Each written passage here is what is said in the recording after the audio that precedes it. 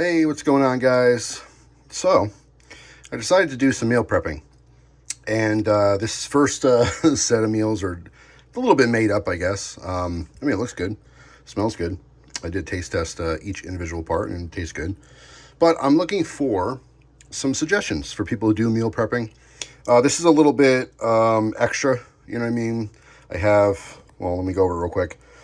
So I have chicken, which I put a little bit of some really basic spices on, but then I put on the garlic onion crunch on top, which has a bunch of chili oil, chilies, you know, dehydrated garlic and onion. Then in the middle I have kind of a cilantro lime rice, and then I have just plain roasted peppers and broccoli.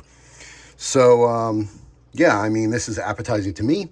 Of course, you could just boil some chicken and have some plain, you know, rice and some vegetables too, but I'm looking for some just different ideas that maybe worked out for you guys. I've never really done this before, not seriously. And I kind of want to obviously spread it out a little bit and change it up so you're not eating the same thing over and over and over again.